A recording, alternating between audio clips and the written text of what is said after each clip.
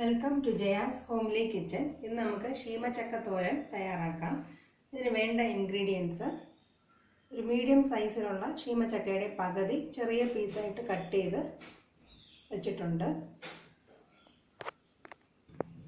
ഇനി അരപ്പിന് വേണ്ടത് 3 ടീസ്പൂൺ തേങ്ങ, ഒരു 10 ചെറിയ ഉള്ളി, 4-5 വെളുത്തുള്ളി അല്ലി, 1/4 ടീസ്പൂൺ മഞ്ഞൾപ്പൊടി, 1 ടീസ്പൂൺ മുളക് പൊടി, 1/2 ടീസ്പൂൺ പെരിഞ്ജീരകം, ആവശ്യത്തിന് ഉപ്പ്.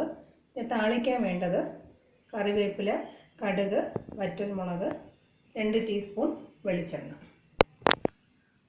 ശീമച്ചക്ക ആവശ്യത്തിന് ഉപ്പും കുറച്ച് മഞ്ഞൾപ്പൊടിയും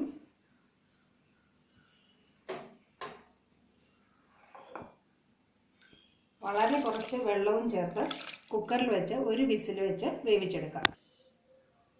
കറിക്കുള്ള അരപ്പ് ചതച്ചെടുക്കാം. തേങ്ങയും ചെറിയ ഉള്ളിയും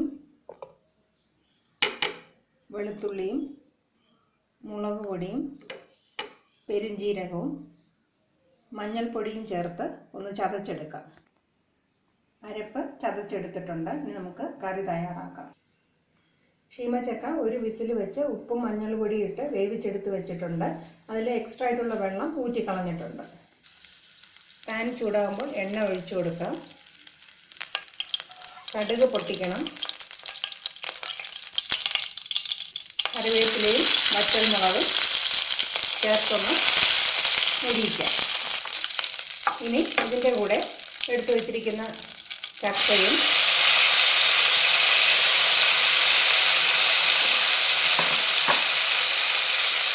അരപ്പും ചേർത്ത് നന്നായിട്ട് ഇളക്കി ലോ ഫ്ലെയിമിൽ വെച്ച് അടച്ചു വെച്ച് വേവിക്കാം. ഉപ്പ് കുറവാണെങ്കിൽ ആവശ്യത്തിനുള്ള ഉപ്പും കൂടെ ചേർത്ത് കൊടുത്ത് അടച്ചു വയ്ക്കാം.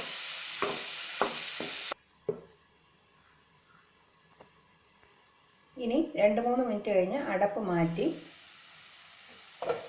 ഫ്ലെയിം കൂട്ടി വെച്ച് ഇതിൻ്റെ ജലാംശം എല്ലാം മാറ്റി നന്നായിട്ട് ഇളക്കിയെടുക്കും. അരപ്പിൻ്റെ പച്ചമണമെല്ലാം നന്നായിട്ട് മാറി ഇതിൻ്റെ ജലാംശം എല്ലാം വറ്റി വരുമ്പോൾ 1-2 മിനിറ്റും കൂടെ ഇളക്കി നമുക്കിത് വിളമ്പുന്ന പാത്രത്തിലേക്ക് മാറ്റാം. വളരെ രുചികരമായ ശീമച്ചക്ക തോരൻ തയ്യാറായി കഴിഞ്ഞു. ഇത് ചോറിൻ്റെ കൂടെ കഴിക്കാവുന്ന നല്ലൊരു കറിയാണ്. എല്ലാവരും ഇത് തീർച്ചയായിട്ടും പരീക്ഷിക്കുക. Thank you for watching my video.